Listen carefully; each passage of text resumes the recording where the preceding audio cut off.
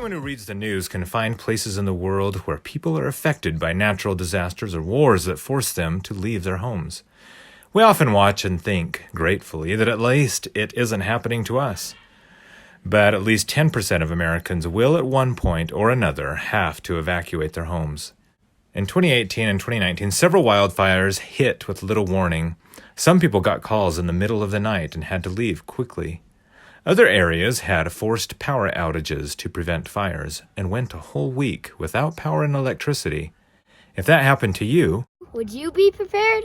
A simple way to prepare is a 72-hour kit. For most disasters, having 3 days of food, water, and clothing can get you by until other help arrives.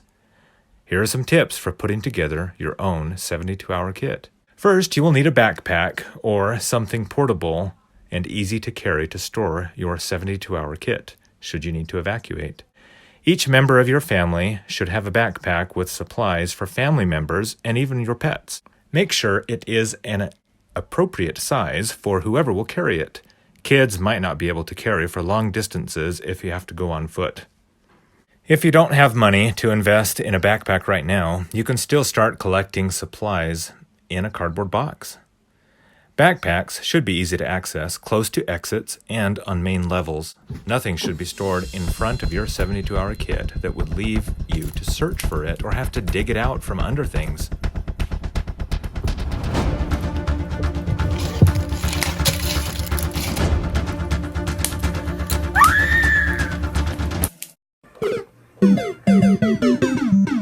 Rotate your food often so that it will be fresh and tasty when you need it.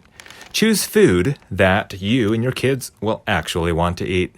Protein bars, beef jerky, trail mix, crackers, dried cereals, juice powder. If you have young babies, don't forget about formula.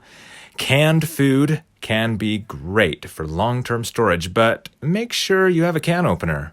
Cans can also be heavy, so consider packing a big Tupperware of heavier things that can be thrown in a car, but left behind if you need to go on foot.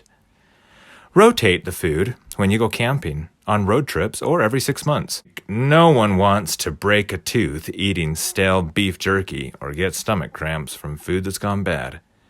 Pack medicine and ibuprofen, and maybe even that pink stomach medicine for any stomach cramps from food gone bad. Water can be the difference between life and death. Ideally, you should store 5 gallons of water per person, 3 gallons to drink and 2 gallons for hygiene. However, if you have to go somewhere on foot, you would not be able to carry that. Consider having 5-gallon buckets available to throw in the car. But for backpacks, put in a few water bottles in, wet wipes for hygiene, and potentially a small portable water filtration system. Remember, water is your best friend, not just because you'll be thirsty, but who wants to be around someone who hasn't showered for days? Ugh. Clothes. You want to pack 1 to 3 days of clothes. You never know if the weather will be hot or cold, so pack clothes that you can wear in layers like a sweatshirt, light rain poncho for rain protection, clean underwear, feminine hygiene products, or diapers for young children. Rotate clothes often because children grow quickly. For children, consider packing clothes slightly big that they can grow into them. The last time my family rotated our 72-hour kits, my sister and I could barely get the 2 small shorts and pants over our knees, and I still had Ninjago underwear. Pack emergency blankets. They are small and compact, but waterproof and warm and can protect you from the elements. Pack flashlights with extra batteries, portable chargers for phones, and waterproof matches or lighters in case you need to start a fire. No one likes to be in the dark. Hey, who turned out the lights?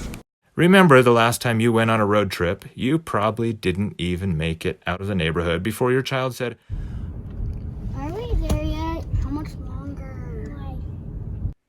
You might not be able to easily recharge phones and tablets that normally entertain your children. Consider packing a small card game or coloring books and crayons. Entertainment may not save your life, but it will save your sanity.